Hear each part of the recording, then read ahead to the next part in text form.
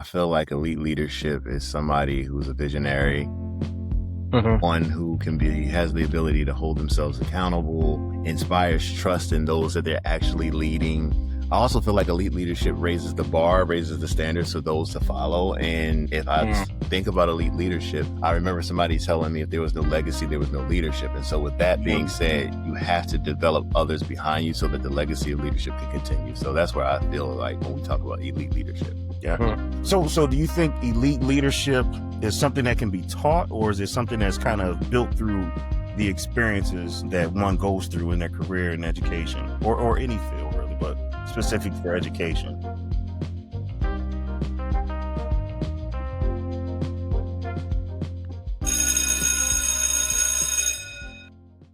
All my life, both personally and professionally. Good to be here, Mike. Good to be here. Thanks for having me.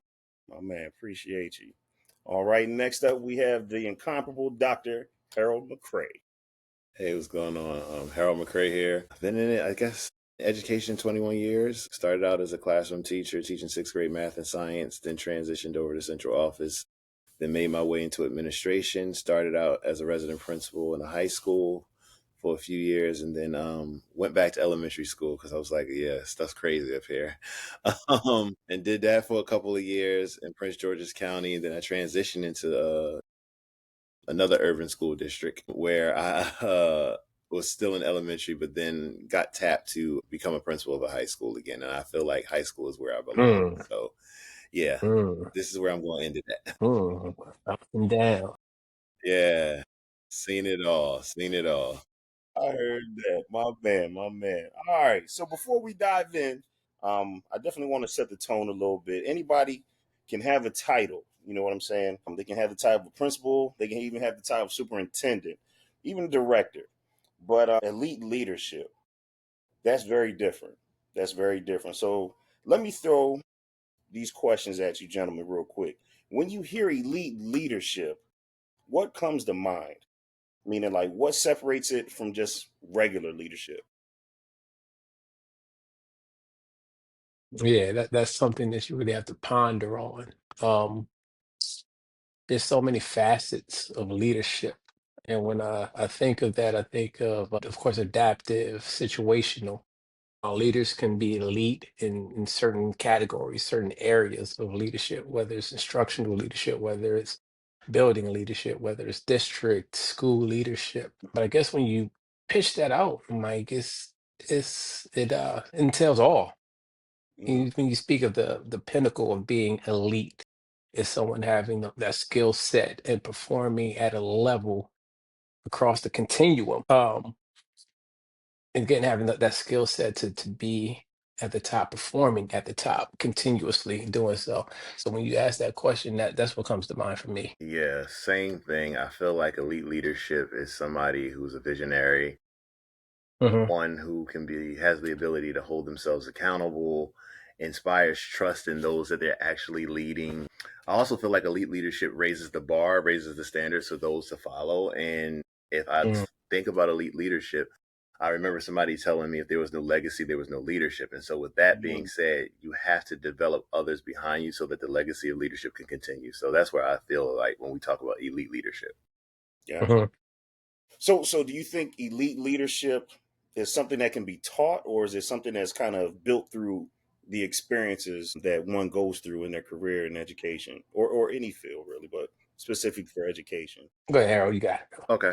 Um, both, I think, honestly, because I don't think you get to the elite level until you have those actual experiences. And so, like, if you talk about in an education setting, for instance, right? Like, I would look at an elite leader as someone who can set a clear mission and vision for somebody to follow, right? You build a strong culture, you're modeling the best practices. And so, all of those things come from experiences. But in order to get to those experiences, I also believe that elite leaders also have to learn how to follow. And so, as long as you're following, the path that's going to put you on to being elite, I think that you will be fine if it's in you also. But this comes up a lot. And, you can have the title, but it doesn't necessarily mean you can lead. You understand what I'm saying? Hmm. I can give you all the pedagogy in the world, I can give you all the professional development. But if it's not inside of you, I don't think that it's going to be executed the way that it needs to be in order to be elite. Mm. I like that.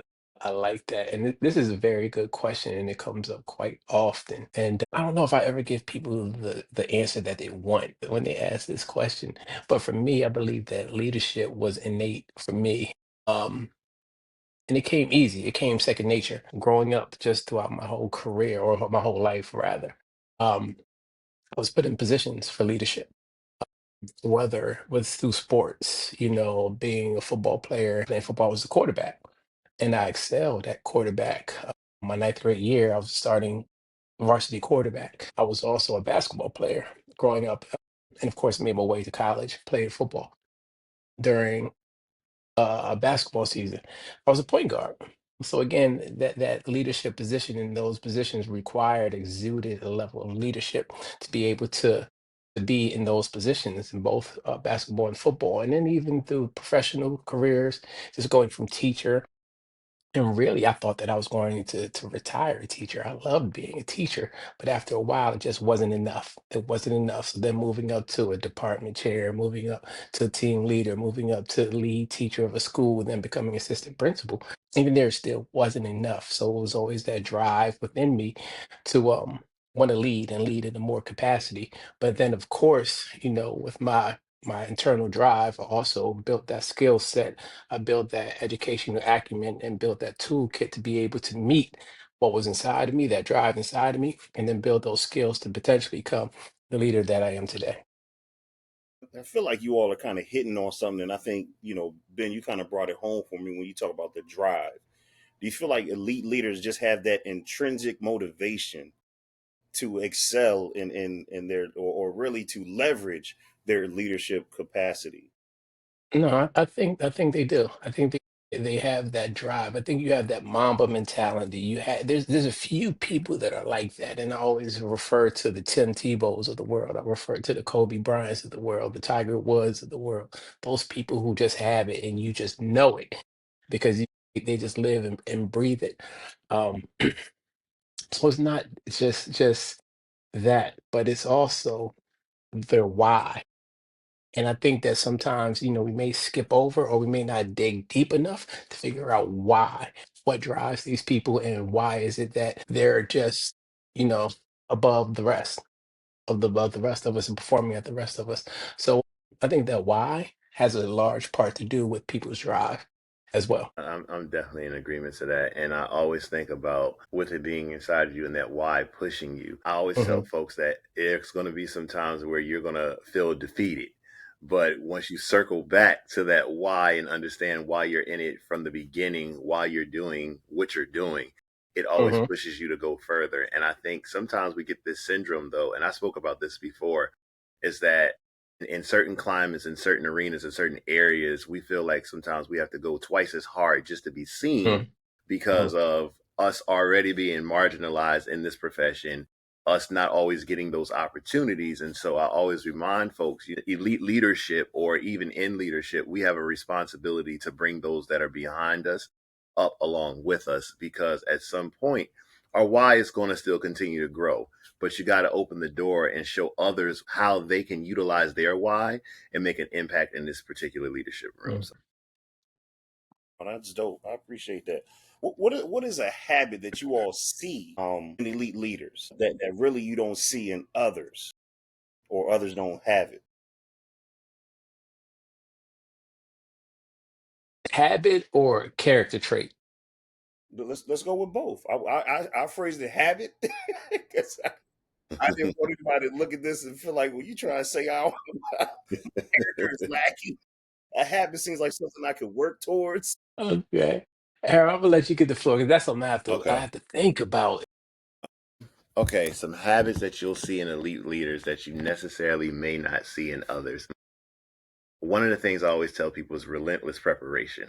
Like Mhm. Mhm. you don't walk into a meeting, I don't walk into a classroom, I don't walk into a conversation without my talking points, without me actually having what I actually need to have in order to be successful. I think some of the habits also would be like consistent, what do you call that? Reflection. I think Mhm. being a reflective practitioner comes along with that. Maybe, I don't, how do you call it? Maybe proactive communication could be another one. And so I think that these are some of the habits. And then I always talk about this too as well. Daily investment in people. Leaders should have people around them that they're investing in, that's going to build their capacity, so that you are building other leaders around that. And so I think maybe two more, and then I'll stop. Time management is another one, and then Mm, you have to have, and with the time management comes the discipline. I think that's important. So those are just some habits I think about when it comes to like elite leaders. man, that's dope. Yeah. That's dope. Yeah, and I'd have to piggyback on that. I agree with all of those that he said. There's so many characteristics and habits that are shown through leadership, but I think that level of consistency, and for many, the level of attention to detail, the small things can make or break so many people. The level of information or the level of communication, being an effective communicator, is an attribute for an elite leader. And also someone who is able to follow. An elite leader also knows when to give up the front seat, to let others lead. And if you're building the capacity amongst others in the realm of leadership, you at some point you'll understand and see the growth of others and know when to take a back seat to that growth and allow others to lead Mm, in their own strengths, and then continuing to develop in the challenge areas that they still may have or still may show, and continue to develop through those pathways. But I would say that consistency and a presence, a steady presence. Sometimes, you don't even have to speak to someone to know who the leader is, and that comes in many shapes, forms, of fashion. And I believe that holds true. Um, for the characteristics, some characteristics of an elite leader. got you. Got you. No, no, no. I'm with you, man. But just keeping it real though. Mm-hmm. It does look good on paper. When you start to pass those resumes around and you starting to seek, those different positions outside the building possibly. But with that, leadership does come with weight. Let's Mm-hmm. talk about the biggest challenges that you all have faced as you have led in your various capacities, and how did you grow through those? Whether it be staffing issues, community pushback, taking over various buildings. Dr. McCray, you bouncing around from elementary, now you back in a high school. And that's a fairly new high school. I believe you actually got to pick the colors out and everything on that high school, Yeah. or even talking about burnout, which is a real thing, and then balancing your vision and unfortunately with the politics. When you get in the big chair, you got to rub shoulders with political officials in the area that you service, whether it be in your town, your state, wherever it may be. Hmm. So Hmm. the challenges that you all have faced during your tenure as a leader, and then how did you grow through them? If I could jump in and say, I work in a very challenging school district, one of the most challenging school districts in America, per se. And I remember a colleague of mine, he resigned about 2 years ago. And in our school district, there's three different categories of principal. There's a principal, then there's a different title principal, and that's sort of an upper echelon principal. And then there's a top tier principal, which is another name for the highest echelon principal. So we were both the highest echelon principal, making a very good salary, making very good salary. Had to throw that in Excuse me. No, no, but it's the reason, and that's what's puzzling about it. So he resigned 2 years ago, and I was like, "Yo, where you going? You about to walk away from this?" And he was like, "You know what, Ben? God's honest truth. The same problems that I had on day one in this job are the same problems that I'm having on the last day of my job." He was a principal for 11 years, doubt. and the same issues that he had day one are the same issues that he had 11 years ago. So I'll say all that to say, fast forward to even my predicament today. I'm starting a school year without a math teacher, eighth grade math teacher. I'm starting a school year without an eighth grade, seventh and eighth grade science teacher. And that may seem minimal, but after years and years and years of lack of staffing, resources, human capital, levels of communication, whatever it may be, it gets tiresome. And that may sound minute, I'm in an urban city, I'm in a city. So I've seen a lot, I've seen it all. But the grand scheme of things, it's the same thing day after day, week after week, month after month, year after year. And I believe that our population is between me and Harold are very similar, not too far away. You could drive up the major highway and be there in 45 minutes. So I'm sure that we've seen and experienced a lot of the same things. That remains to be a challenge for me. The frustration that nothing's changing. Well, how have you grown through that though? If you're saying that's something you've consistently have faced is staffing issues, as well as you just shared a colleague who's like, I'm hanging up the Spurs, and he's continuing to face the same molehill that he finds himself with. How are you growing through that? Well, from year one, I was able to adapt. Budgets change, personnel change, staff change. You're able to be more creative with your budget. You're able to hire for those positions that are needed or able to move people into place. But at some point, you're still reliant on human capital. You're still reliant on human resources. You're reliant on applicants and applications, and those aren't there, especially in urban cities, especially for those people just don't want to come to our cities to teach, and then on top of that, it's math and science. You'll find a dime a dozen for an elementary teacher. You'll find teachers for literacy, social studies maybe, but when it comes to the math and science, it's very hard to staff. Yeah.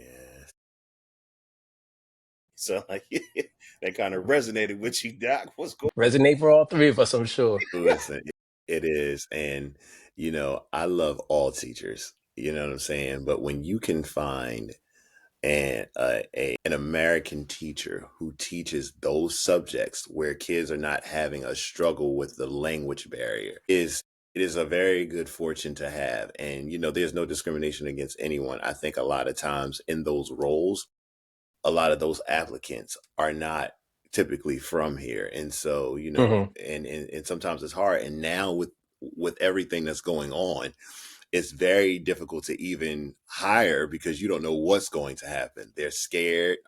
They'll resign quickly because they don't, especially in DC, they do not want to stay around for what's happening. I've had colleagues lose staff members right before school started because of what's happening. And so, Bruh, that's my science teacher. you see that. So is happening.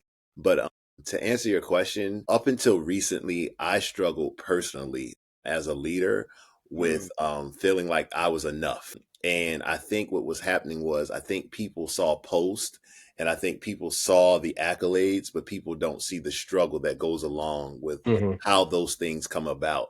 And for a while, I was very unsure of myself in leadership. You always hear people say, "Oh, you're doing a wonderful job. You're doing great. Everything's amazing." And in my mind, I'm like, "No, I got to go harder. No, this is not right." You don't see me staying up to like 12 o'clock, 1 o'clock. Like my wheels are turning, trying to figure it out. You Hmm. don't see the amount of issues that you have to deal with adults, not the kids, the adults on all Aha. levels. That's So a whole segment in itself. yeah, yeah. Call me back for that one. Me too. But Me too. I definitely struggled with that, not thinking that I was enough until one day I really actually sat down and I wrote out everything that I have done in my career, the number of people that I've mentored, assisted, helped, and just to look back and see, even just in this project that I'm in now, like to go here to year 3, and I'm now getting ready to have my first graduating class. When I started with just 14 classrooms and 250 kids, it's like sometimes I got to pat myself on my back and tell me, "Yo, you the man. Chill Yeah, out. You more than yeah. enough. You a dream Mm. out here." So, and I was like, Hmm. "Oh, I am." Like sometimes I have to Hmm. remind myself of that because for years I was not sure about that. It wasn't Hmm. until this school year that it hit me. No, Slim, I'm the man. That's it. That's what's up. That's That's what's right. up. And that's what we here. We pouring into you, brother. Give you flowers. No, I love to Documentation. hear that. I mean, I love to hear that. where you came from, bro. Yeah, yeah, Who you would have thought remember. this kid from Philly would have came out of Dell State, get ran Yeah, through a whole bunch of schools. Now he got a graduating class. Come on, man. Sometimes it's Yeah, crazy. that's awesome. That's That's awesome. yeah, bro. Like give it up for yourself, man. That's super dope. Sometimes you do got to step back and smell the rose and be like, nah, like I didn't put in work. Hold on. yeah, Hmm. Yeah, yeah. I don't think we watch the many of us have that. Many of us share that same. Are you same enough? sentiment. Yeah. I guess just keeping it right here. Where does that come from? Like if you think about I give people flowers, particularly especially black males, like just sticking with the profession and Yeah. seeking to move up in the profession, not just like, man, I'm tired. I'm done with the kids, or like we Hmm. were just joking about earlier, I'm done with these adults. Just just I'm tired of the nonsense. I keep, people throwing dirt on my name for no reason. I'm trying the best I can to move these scores, like all the things, like you said, you staying up to 1, 2 in the morning, trying to rack your brain about how to solve it. You know what I'm Hmm. saying? Like, yo, we got to be able to step back and really look at the impact that you've had. For me, it's like Ben said earlier, the consistency. Like we were really sticking with the craft. And not only are we sticking with the craft, think about all the people that you've lifted up on your journey. Think about all Hmm. the people you've hired because they either needed a job or you gave an opportunity, whether it panned out or not. You did provide people an opportunity. Or the people that came under your umbrella, your leadership umbrella, who took on other roles outside the classroom, and now they might be your colleague now in that administrative lane, or they might be principals now as well. Yeah. So, I mean, sometimes you do got to sit back and kind of reflect when you get that imposter syndrome start trying to knock at your door. But man, Hmm. I'm telling you, bruh, you inspired me. Yeah. You definitely, we don't get to talk as often as because we ain't in the same district no more. But, I definitely, I'm inspired by you, bro. I'm definitely inspired by you, man. So I appreciate you, dog. Appreciate you, brother. Thank you. No That's doubt. what's up, man. That's what's up. But let me ask y'all this though. So I know sometimes working in the urban school district, it do afford you certain opportunities, I'll say monetarily. But what is it like when you don't have those resources? Mm. Like how does your leadership toolbox then get opened up to ensure you're still moving in the right direction or the desired direction that you set for yourself? Listen, I think that's when I have to tap into my actual degree, which is political science, and go out there and try to beg, borrow, and steal from everybody in whatever community. I remember when I was in a previous district that's close to mine, we didn't have anything, bro. They gave me the keys to the school. I walked in, and it literally looked like a hellhole. It was mice running Wow. rampant. It was dark. I'm like, this is an elementary school, and I was like, well, we don't have no money for this. We don't have no money for that, bro. I sat down at the computer and I typed a letter and went to Lowe's, and they gave me like 9 gallons of paint for $25. And I Nine. Mm. called the dads in the school and came in and they painted the school for the kids. And it was just like it when your back is against the wall, you Mm. got to figure it out, because at the end of the day, as we all know on this call, they're going to look at you. It's going to all fall on you. No, you could have nothing to do with why the situation is the way it is, but because you sit in that seat, it That's is your Mm. obligation and it's your responsibility to fix it. So I feel like when we don't have the resources at our hands right then and there, I think it's our responsibility and obligation to do our very best to try to, find them. And so Hmm.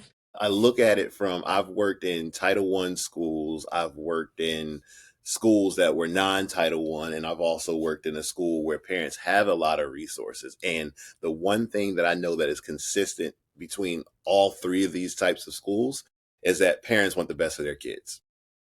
The only difference that Mm. separates people is that some parents have the resources and some of them don't.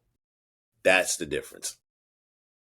Man, but but even with that, if I could hop in, I feel exactly what you're saying because when I first got the principal, that was the first thing I did was create a letter, say, "Hey, I'm the new principal.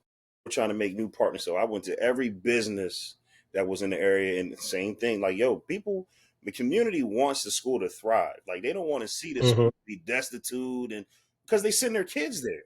Right. Like they, you know what I'm saying? Like, yo, you might not see them, but yo, they're the ones driving up, dropping the kid off in the morning, or picking them up in the afternoon, or they're making sure their kid gets to your building. So when you start to reach out to Hmm. the community and you start tapping in, if you ain't got the funds, you start tapping into them. Yo, even if you got folks, look, we ain't got the money. Look, if you got the material, I'll come in and bang in a few nails to lay some sheetrock in the building, or I'll grab some paintbrushes for you. I'll come there on a Saturday and help put in some azaleas in the front to make to beautify the campus. But I think like you said, when your back's against the wall, you just got to kind of reach out.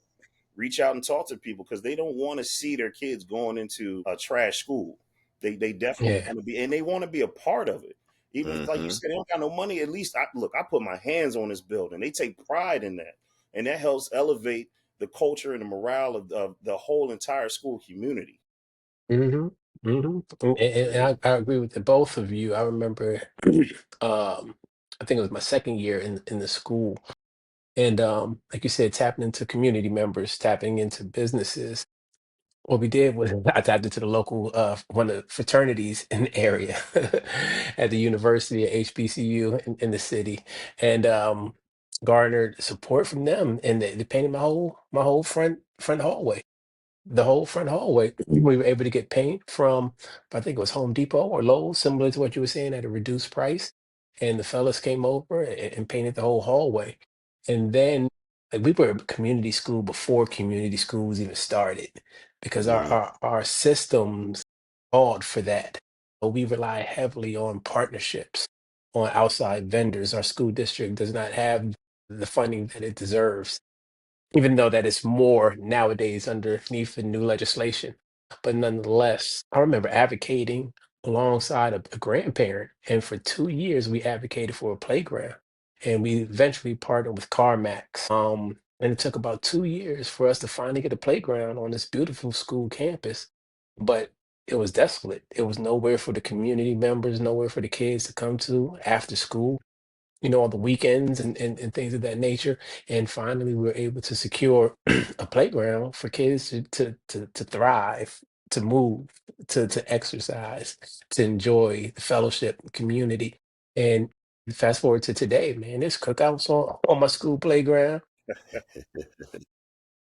which I ate. But excuse me, I You ate remember the one time trash. over the summertime, man, these folks had a whole July 4th one time. On my school campus.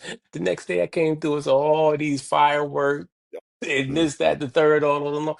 I was like, I'm about to tear this thing back down. But nonetheless, it was good and something they were able to offer. Like you created that hub. Like now this, Yeah. it's the school is actually a part of the community now, even though Hmm. I guess you could say to the dismay of your custodial staff who got to go out there. And clean everything up. But hey, at least they like, yo, we banging with this with Principal Mosley School, man. But Right. it's good, man. Partnerships are important. Partnerships are Absolutely. important. And it's just not Absolutely. financially, but it's also other areas in which the community can help support your schools. And in today's time, 10 years ago, our need was financially, but today I would fast forward to more so mental health and other resources for our families. That's really huge. That's big right there. What keeps you all from quitting? It's like when the pressure gets too heavy, what keeps you grounded? I don't know, Dr. McCray was sharing earlier, his why. But like what really keeps you grounded and still like, I'll be back tomorrow. I know I'm leaving after this 12-hour shift, but I'll be back tomorrow. Ain't that crazy? It's 12 hours.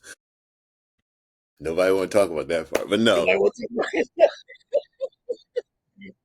honestly, oh it, man. it's wild. Like, it's crazy because I was doing a mediation today with a group of 6 young men who had this ongoing beef from about a year or two ago. Mm, The thing just kept spiraling. I've been there. And like, I think what really touched my heart in this whole situation was the real conversations that we were able to have with all the parents in the room and all the kids in the room. And it's like, I was like, it's moments like this that keep me coming back, when you can break through to a child to get them to see that their life is worth so much more. Because like we talked about it, I told him, I said, I grew up in Philly. Wasn't nobody like, oh, y'all are going to be the greatest people going to college. You're going to be these all stars in life, whatever the situation is. You literally were trying to survive just to make it out. And I see that mhm, in some of these kids. Like a lot of kids, like, I don't feel safe traveling across the city, especially now. It's just kind of like, they're fearful for their lives. And so they feel like they have to put on this persona. They have to be somebody that they're truly not. But do you really want to be that person? Because once you go down that road, it opens up a door for something you really don't want to walk into. So mhm, why don't I quit? I don't quit because I feel like if I walk away, then I become that same statistic of Mm, another student white, black, Puerto Rican, whatever the situation is. You understand what I'm saying? Of somebody who's given up on them. And I don't Yeah, want, I remember when a teacher walked out on us and I was like, damn, Wow. that was one of my favorite teachers. And like, gone, like with no explanation, no nothing. And so I feel like, and sometimes people are like, well, don't let the guilt hold you into something. You got to protect your health. I think I'm doing a much better job of prioritizing myself in this work, making sure that, I take a break when I need to take a break. I step hmm, back and reflect when I need to step back. But I feel like we can do so much more for our students and being in the community. Like, I love this work. Like, you cannot take this from me. Like, my mom yeah, would tell you, she's like, you were always born to be a leader. You were always born to be a teacher. I already knew. And I'm like, okay, but like, I actually see it and I feel it. And that's my vibe. Like, I can see myself doing something else, but I don't think I'll be fulfilled if I walked away from this. Mm. yeah, yeah. Very, very good response there. I'm not finished yet. Mm. I'm simply not finished yet. I've met landings, I've turned corners, but it's still work that still needs to be done. I hear you. And I'm just not finished yet. And please pardon, I'm not intentionally inserting an ego. I'm not ego tripping. But our kids don't see black men like black men on the screen right here. They don't see a guy that comes to work in a suit and tie every morning. They don't come, they don't see when I first started at that school, I tell you, if it was 650 kids and I would say good morning to them and their parents every morning, black people will respond. Black people will say good morning back. And that always rubbed me wrong. Like, wow, this city is so cold. This community is so cold that they don't even acknowledge you as a person. The kid doesn't even acknowledge you as a person, let alone an adult or the principal. But 12 years later, man, it's just been a drastic change in that. And those are things that you just don't teach in books or ABCs and one, two, threes. And you're shifting a culture now. You're shifting the outlook on life. And those are small nuggets that in other places my black and brown boys just won't see. And I just feel as though, yeah, someone can come over next, I mean, behind me and take over and excel and do things that I couldn't do. And I hope and wish that would happen for the next person to come to my school. But I'm not ready to give it up yet because there's still things that I want to accomplish. Man, that's dope. That's dope. And I mean, for me, what I'm hearing you all speak about is you make an impact. You make an impact. But with that impact, it does come, I'll say, with a certain level, not to say weight again, but I would say it comes with a certain level of neglect, which becomes a personal neglect. And I think Harold was talking about it a little earlier in his response, where he was saying he's learning to take care of his personal matters. I'm not sure if he's talking about health wise, but he was talking about his personal matters a lot more.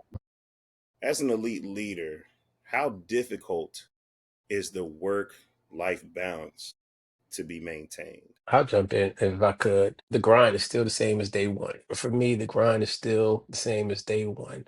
Um, as I alluded to earlier, there's a title that is given to one of the, say, how can I say it, better performing or top tier principals in our city. And I'm the first Black man to ever receive that title in the city's history of having this position. But it's stresses that come with that. I know that I'm the face, I know that I'm the voice for all the Black men that follow me, who've attempted, who want to get in this position, who wants to get this title per se, who wants to get this salary, who wants to get these opportunities. Um, and that's a stress that people don't think about. That's a stress that your staff doesn't think about. That's a stress that others just don't see you carrying. And then while that you have a performing school, one of the better performing schools, but yet you want to keep it performing. So you can't slouch, right? You can't slouch, you can't give up, you can't quit. You have to continue to work. And at the same time, we've been in this game for some years, and you have some newcomers trying to inch along, inch along, inch along, and I have to keep my spot. I have to keep my spot. I ain't gonna let this You know, second year person with all these podcasts and Google Slides and all that stuff get out outperform of me. here, man. Man. But no, it's my own it's my own drive. It's Mm. my own drive. It's my own push. And the balance is something that I still have to work on. I haven't mastered it yet, and that's a continuous improvement for me. Yeah, I suck at it. I'm not even gonna lie. The balancing part, I try. I promise you, I try. I'm being more intentional about it. I'm gonna be honest with you. So now that I have multiple children, I often think about, I need to get up and walk out of here because I have my own set of children at home that I need to go love on and deal with. And so Mhm. I've come up with this thing that there are certain days that I'm gonna work late. I'm gonna go hard. I'm gonna do whatever it is. If it's a game that night, I try to align my schedule to all of my evening events. And on the days that I don't have evening events or meetings and stuff, I'm out the door at the end of my tour of duty to go home to my Mhm. family. So I Mhm. try to find ways of balancing that. But to what Doc was just speaking about, there is a level of pressure when you get to a certain level. And, I hope to one day get to the level where he is. But I'm often questioning myself, do I Uh, really want to get to that level? Or do I just want to stay out of the way? People will be like, oh, you should go be a superintendent. Nah, I think I should just stay nah. right here in this building with Right, these right. children. Don't try to push me out there. And so In the building. I'm telling you, boy, as soon as you get a little bit of success, now they want you to move on to something more. And that's Yeah. that's a commitment that I made to myself to keep that balance, to help keep that balance, is that I want to stay somewhere for a long number of years. Hmm. Because a lot of times I'll go into a school, you got to do all this turnaround work, you got to do this work here, and then now you're going to the next. Sometimes you don't get to see the fruits of your labor until years after you're gone. And so it's just kind of like, okay, in this particular situation, I kind of want to stay for a while. And so, that balancing part, you got to know when to cut it off, and you got to have an accountability partner, whether it's your spouse at Mm. home, but you got to have an accountability partner at work. Like for me, it's my administrative team. They'll be like, "Yo, Doc, did you eat today? Did you go have your lunch? Did you know it's 4:30? It's time for you to go ahead and get in the road. You're gonna be sitting in traffic, but I'd rather you sit in traffic now than later." So like, you got to Mm. have those people around you who have your well being at their interests as well. And Yeah. so that's how I'm mastering it at this particular moment. It's not perfected, but it's working. I'm telling you, you're human, brother. We human. Right, That's one right, thing I've learned my short time as the principal is I am human. yeah. Because, my accountability partner is my wife, and she don't shy about letting me know anything that concerns her about me. So I hear that. she will I definitely know that's say, right. hey, you've been coming in this joint pretty late these past couple nights. What's going on?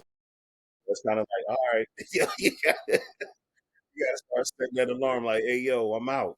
I'm out on you said. Yeah, Certain days I'll stay late. Certain days, I'm out right after the kids. yeah. But I think it's vitally important that we definitely take care of ourselves because at the end of the day, the work gonna be the work. Like if we couldn't figure it out by the time our shift really ends, it'll be there tomorrow for us to work on it again. You know what I'm Hmm. saying? So Hmm. not to create a procrastinating type of mindset, but keeping it real, man. Like yo, you do got to go home because you're also desire to be home as well. Like we all Right. have But kids, and then if I could add, and I don't mean to cut you off, Mike, that was hard for me because at the first few years, you had to build a foundation. right, And a lot of this time, you're coming up doing cleanup work, you're doing yeoman's work, and you're creating change in a system that needs to change. And many times, as Black men, they box you into these situations where you're not going into academically strong schools. mm-hmm. You're going into schools where they need a Black man. And you know what that entails of structures, discipline, presence, some strong character, things of that nature. So for the first 3 years, man, it was a grind. First 3, 4 years to build it to where you want it to be. And that's unfortunate that they box us in to that extent, being a Black man, we come through education as a coach, we come through education as the detention person, we come to get to this seat as the after school programs coordinator, whereas though someone of a different color or even a gender was the team leader, was the lead academic person, they were the test coordinators, things of that nature. So we have so much to do, and they hold us to a different standard when we don't clean up the school, or when we do clean up the school, but the academics don't move, you know. And That's it. and That's it. so yeah, it's hard. It's hard for us. and it's almost a double down on the young brothers once they enter this position. Now, I feel you. For me, what I hear you saying is like it's like we have to prove ourselves to a degree. So it's like, yeah, they'll put you in that space where it's like, all right, well, we need you to handle the discipline because this school suspension rate was bananas. So we need you to Hmm. go in there and I'll say me, a big black man. You go in there, holler, scream, whatever you gotta do, get them suspension numbers down. But then it's like, all right, we get that squared away. Now we've dropped our suspension numbers by half of what it was compared to previous years. Yeah, Hmm. academically, what's going on? What was your plan of action for that? So what I hear you saying is kind of what goes through my mind as well. Like I'm constantly having to try to prove myself in order to, I guess, sustain my position as I guess in amongst my peers as an instructional leader. But at the same time, a mentor of mine said, dude, you got a family that loves you too. So Yeah. be careful to pour too much in everyone else and not have enough to give to your own family. Yeah. Amen. Amen. I hear that. True. That is Yeah. Hear absolutely that. true. So I mean, and I know we could dwell on this Yeah. burnout for a minute, but I did want to kind of just kind of ask you all, when do you realize that you might be giving too much to your job and really not enough at home? Because I feel like that's one of those silent killers, and I'll even say like for me, it's almost a silent killer to your if you're married to your marriage, if you're in a relationship with somebody, your relationship, because you're spending so much time with the job and you're so hyper focused on the success of your school that you begin to neglect other things. Mm. Let me tell you something. Me and my wife have developed this calendar. Okay. And if I'm working late or if I'm going to be late, it needs Mm-hmm. to go on the calendar so that she is aware of it and it doesn't come up. Now, do last minute things come up? Absolutely, because that's the job. But for Hey, the most part, I wasn't a fan of it in the first time because, as a Sagittarius, we don't like to be controlled and nobody telling us what to do and all sorts of other stuff. But, when you married, that goes out the window. She like, no, you need to bring your ass home. Um, so like I get it. And so like at first I pushed back, but then I honored it. I really started to honor it. Like, you know what? This is my thing. This is my commitment. This is what I said I'm gonna do. And I gotta respect that. And so, man, listen, let me tell you something. I now understand, you know, what my responsibility is. And so how do I know that I'm pouring too much into my job?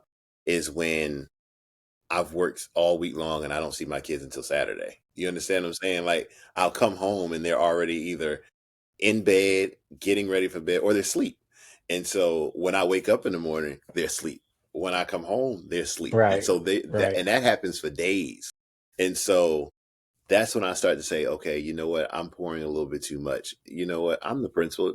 Damn it, I can walk in a few minutes late if I need to, just to make sure that I'm at least here when my kids get up, or, you know, I'm going to walk out, or I just need to take a day off because I got to give my wife a break. And so, it's like the realities of this is like you pointed out, we have family at home that love us, and we got staff in the community that love us as well too. But the reality of the situation is if something happens to me and I was to drop dead, they're gonna find the young next whippersnapper. Somebody Tomorrow. is waiting in the wings to take my spot. get a king. Tomorrow. Like insert interim principal next year, the official principal. He was such a great principal. Yeah, but the school has to continue to go on. You understand what I'm saying? And Yeah. so, like, I really had to stop and say, I can't keep carrying this guilt of neglecting my family to continue to take care of somebody else's family. I'm going to do my Right. job. I'm definitely going to do my job. But I'm starting to learn. And again, Mike, I had this epiphany about all this stuff this year, walking into 25, 26. All that stuff that I've done the last 20 years in my career of putting everybody first in this whole situation. Oh, Slim, it's me, my family, and I'm gonna do my job. But I gotta go. That's it. Yeah. Yeah. And I mean, even on outside the family piece, just making sure your health is good. You know what I'm saying? Because the being an elite leader is stressful, and that stress can be mounting at times, and you can begin to internalize certain things, and like we were saying earlier, you can begin to have that imposter syndrome start knocking at your door, and you start to doubt yourself, you start to question your thoughts, and now you staying up late. You probably not eating the best. I know a lot of times it's hard to make sure I'm eating what I need to eat right. Cause like you said earlier, yo, it's like, did you eat? Nah, I ain't eat. What y'all about to get? We about to get all right. Well, give me the big joint from Wendy's then, real quick. The large soda, not diet. Give me the regular soda. Diet. But You ain't never like, lied, even with especially with me with this 2 hour commute. Yeah, yeah, yeah, like, yeah, yeah. are you Yeah. getting up in the morning making yourself some egg whites and avocado toast? Most likely not. Ain't Hell happening. no. So Hell no. you probably like, all right, I'm gonna hit this. This is my favorite Burger King. They make the croissant just right, the way I like it. You might eat that every morning, or stop at Dunkin'. Let me go and get Yup. this coffee. Give me That six full dollar. cream. Yup. That's right. Full cream Yeah. and sugar. Give No, it all. Mike, let me tell you something. And I share this with you, with both of you, and I guess everybody who's going to watch this. I was out last school year for 40 days because, I suffer from kidney disease. And, I wasn't taking it as serious as I should have. Like, you know how to say you're supposed to stay hydrated and, take your blood pressure medicine because the blood pressure triggers the kidneys to fail with the disease or whatever. So you had to maintain all of that. You got to exercise. You got to eat all of this, whatever the situation is. And, I'm like, all right, you start out really well. And then after a while, you're just like, no. So you're at work and you realize it's 4 o'clock. You're like, damn, I only had like one bottle of water. I haven't eaten Mm. anything, whatever the situation is. And All so when I day. had that surgery and multiple ones back to back, that was it. That's all I needed to know. Like you ain't got to convince me to go to the doctor. You ain't got to tell me I need to drink a bottle of water. And I had to be honest with the people who work around me to hold me accountable. Like I walk down the hall and the sped coordinator, here's a bottle of water. Like, I mean, sometimes they doing too much with it. But at the end of the day, I, they don't want me gone for 40 days no more. But Right. it was a wake up call for me. Like, yeah, I really have to take care of my health. Like, if Right. and that even means that if a decision has to be made, that I have to walk away to minimize the stress and to take care of myself. At that particular time, I was not ready to do so, but if I had to, I would. And Hmm. and that's real because I don't ever want to go through what I went through for them 40 days ever again. Right. Right. Wow. Man, I hear that, player. Man, Yeah, praying for bro. you, brother. Keep That's some real talk. good habits up, Sir. man. Please, brother. We need you around, not just for leading. We need you around. Coming up, Hmm. dog. I'm gonna need something from that Kappa plat. Yes, But sir.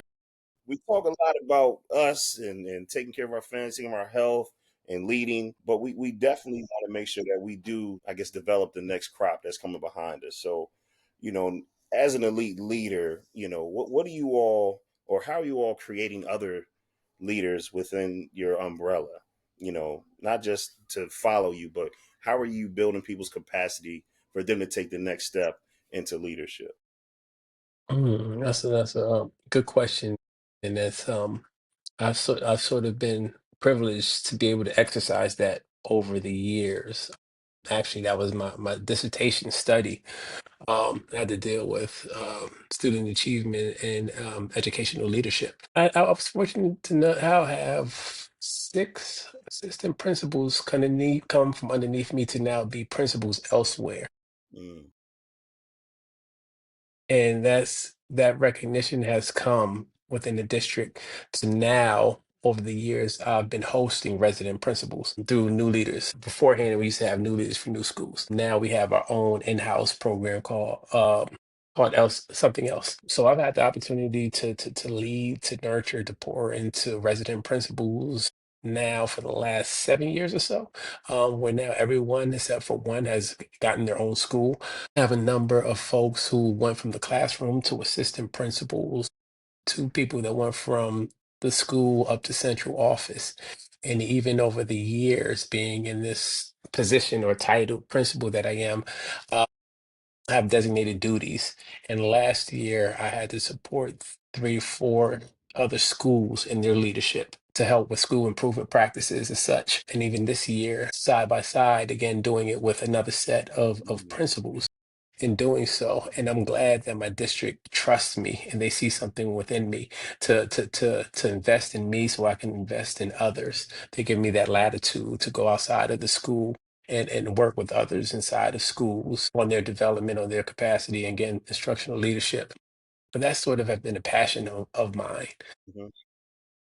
It's a pleasure to watch over the years. Just got a call yesterday from a former mentor. She was moved to another school. She called me last night and said, "Hey, last week, unfortunately, the principal was removed, and now she's the acting principal." Wow.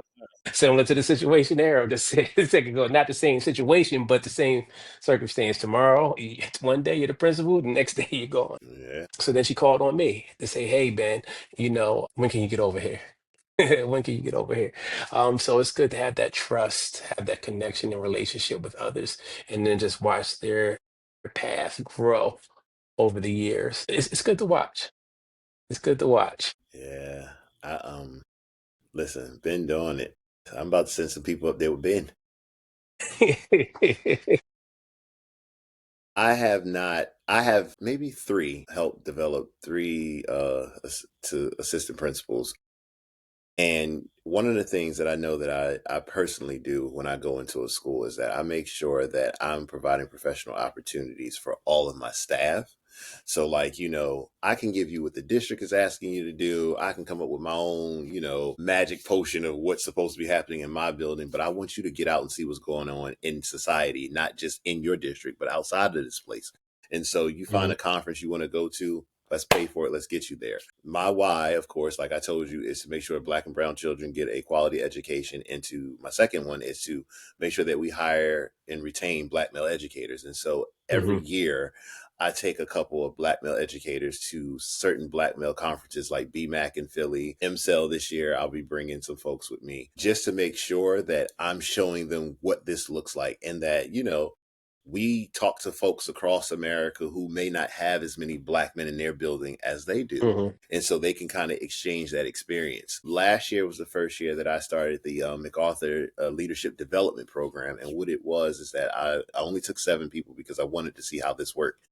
And I actually partnered with another school district who actually does this work in Maryland. I saw her at a conference and she kind of explained what her whole program was. And we actually partnered together. And so my cohort met with her cohort. We did a book study. We came up with a scope and sequence throughout the year. And then they had a problem of practice. And so some of those people who were in that particular program have moved up into leadership positions in my building. And so it's like building. I rather build from within with the people that I know Mhm, instead mhm. of going into an application pool and hoping and wishing that what you wrote on this paper or what AI wrote or whoever wrote it, that you can actually come in here and execute the things that it says. And so you're okay. You got to go with the devil that you do know versus the devil that you don't know. But I also don't want to close off those opportunities to folks. And so I'm really big on trust, loyalty, and those who really want it. Like I said, I always tell people in the interview, so one question I always ask, what is going to be your added value? Mhm. And I from that question, it's like, okay, can I work with this individual? Are they going to pour into my school community? Because if I can see that within them, I know that I'm going to pour with into them to make sure that I do my very best as a principal to help build their capacity, whether it's me directly or whether it's me making sure that they have the resources to become what they want to become within this field. So I mean, I hear you all saying you're providing those opportunities for folks to grow in their leadership capacity, but how do you spot potential? So, like, let's say you do have some folks on your team, teachers, maybe some instructional specialists in your building, IoTs, or even your administrative team. How do you spot potential in somebody that they don't even see in themselves? Oh man, it's like a kaleidoscope, and you're just turning it, and seeing the different colors, seeing the different views, or the recipe, and you're putting it all together. And sometimes they don't know that they have pieces of that recipe until you stir the pot. You stir the pot and say, "Hey, I smell this," and it's their own actions, and then referring back to some of their leadership actions that they may not be in tune with. Also, just giving them access and opportunities to build it upon themselves. I'm not what you call a micromanager. I professionally trust people. So I always tell my folks, I'm allow you to swim, but I'm not going to allow you to drown. So I'm always looking for people that create ideas, people that are innovative, Yeah. people that are going to go the extra yard without me having to push them, right? Mhm. So those qualities are already there. So now it's just about introducing them to new and more complex situations. As a teacher, you're not exposed to what's happening in the offices, into the hallways until you step out into the offices, into the hallways. As an assistant principal, you're not exposed to that big C. You don't have that last decision. So now what I'm going to do is give you the last decision over this microcosm, over this project, over this small budget right here to see how you do, and then grow that from this microcosm to the next microcosm, and then make that from a micro to a macro to continue their leadership access, their leadership capability, and their potential to build their leadership lens. Yeah, good. That's good. Listen, exposure and access for me is one of the things that I use. I'm watching, and I always tell folks they'll come in my office and they yapping away about whatever they got going on in their heart or in their minds, and I always tell them, I hear you, but I'm always listening to what you're not saying to me, Mm, and it's that part right there that I'm like, that's the one. This is going to be the person. This is who it is. And you know, you'll have staff members who will like volunteer themselves. Oh, I'll do it. I'll do it. I'll do it. And sometimes they're doing it for the reasons because they want to grow in leadership. And sometimes they're doing it so they can get close to be nosy. So it's like you got to have that discernment Mm. because you don't want the pot stirs. This is a different pot from what you were talking about, but you don't want to put the pot stirs in the wrong position. And so I'm looking for, like you said, who's going above and beyond, who's pouring into their teammates, who, you know, are coming up with the ideas. I can't hire a bunch of me around me. Hmm. I need people who are going to think different from me. I need people who are not going to be afraid to speak up and push back respectfully, but to say, you know what, Doc, we might want to go a different direction because I've seen it work this way and this is how the numbers produce. If you trust me, I got this. And just like Ben, I trust my folks. I wouldn't have put you in that position if I did not Hmm. trust you. And in the position that I'm in currently right now, everybody in my building was handpicked. I didn't walk into a situation where I had to deal with a culture of something that, you know, somebody else had to lead. Like, if these people mess up, this is my fault because I chose you to walk in here. So, you excuse know, Mm. inheritance, right? right. So it's just kind of like, you know, it to me, I'm looking at what you're producing, what's coming out of you, but I'm also looking at what you're not saying. I put a leader and I can't, you know, to protect this particular individual. I went to him and I said, you are going to be a leader next year. And he was like, me? And I was like, yes, you. And I said, I see it in you. And how I saw it in him was just by the questions he was asking me. He was like, hey, Doc, can I talk to you for a minute? And the questions that was coming Hmm. out of his Hmm. mouth reminded me so much of myself when I was young, Mm, when I was hungry, when I wanted to get into leadership. And he wants to be in leadership without even knowing he wants to be in leadership. And Hmm. now this individual is in a leadership position. And some of my most difficult people are inspired by him. And I said, look at that right there. Like That's what's I up, just sit man. back and I smile sometimes like, That's a story. yo, yeah, this is like people don't know how amazing they are until they get Yeah. that access, mm. man. Yep. And that Yep. pushes you, don't it? That kind of goes to the what keeps you going. You know what I'm saying? Yeah. You see, you know, for me, when the classroom, you see the light bulb go off, and it's like you've been working with a kid or you've been working with the class on a concept, and then finally it's just like boom, it's like, my man, you Yep. got it. It's Yeah. like Yep. the classroom has changed. Now it's a bunch of adults. Like Right. light bulbs, them just be dimmer than a mug. But every once in a while, boy, you that bless your You ain't lying. like it You ain't starts lying. cleaning, and then it starts to catch on, and other people, they become illuminated by that person. So yeah, that was, yeah, that's a story, bro. I appreciate you sharing that. Yeah, yeah, that's good. That's good to hear.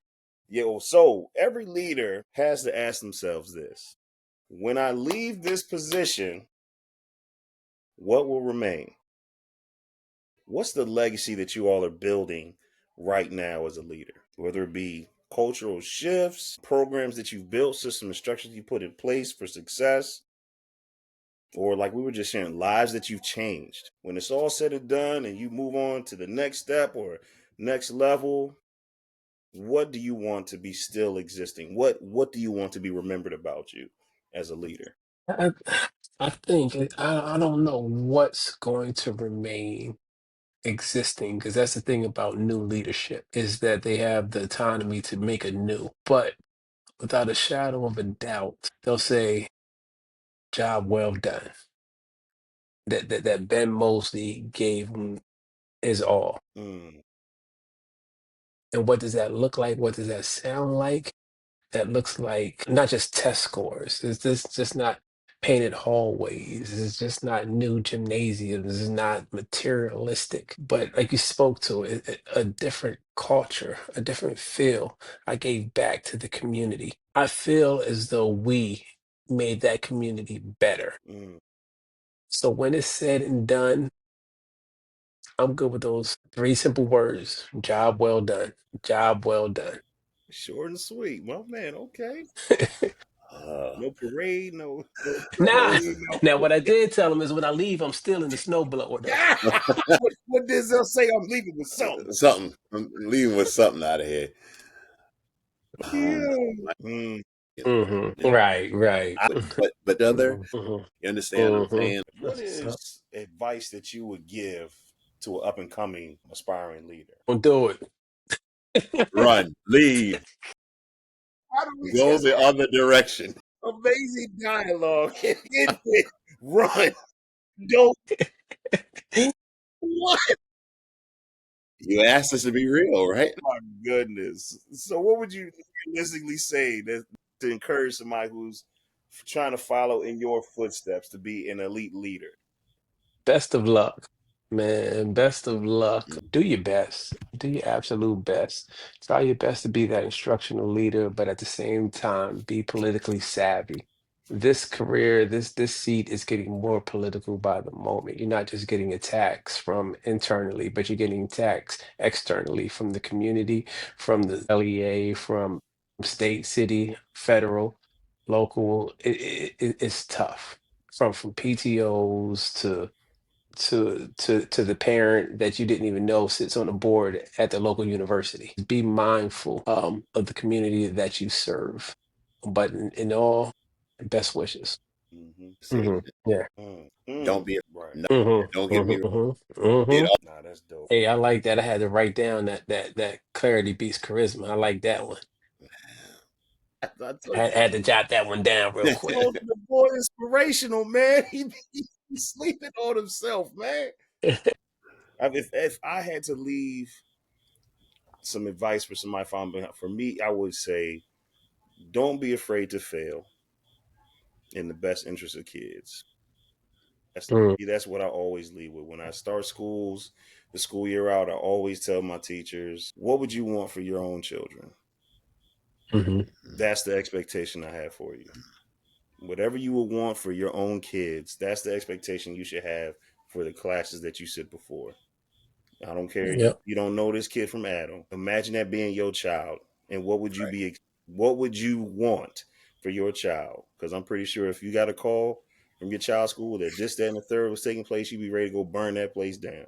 yeah, Yep. So I need you to Yep. be ready to burn this classroom up to ensure that this child is successful. For me, that's what. Mhm. Don't be afraid to fail in the best interest of kids. Yep. Hit the nail on the head right there. that's good.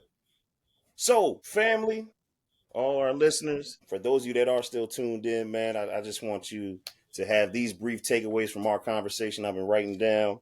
First one, elite leadership is about consistency over titles. Consistency over titles. You don't build followers, you build leaders. Elite leaders build leaders. And finally, the real measure isn't how you start, but the legacy that you leave. All right? So remember, leadership is not about the position, it's about your posture. It's not about authority, but it's more about the impact that you make. Again, I want to thank my esteemed panelists for having such an amazing conversation with me today. I hope it was a very therapeutic session. Again, this is academic therapy. Y'all have a blessed one.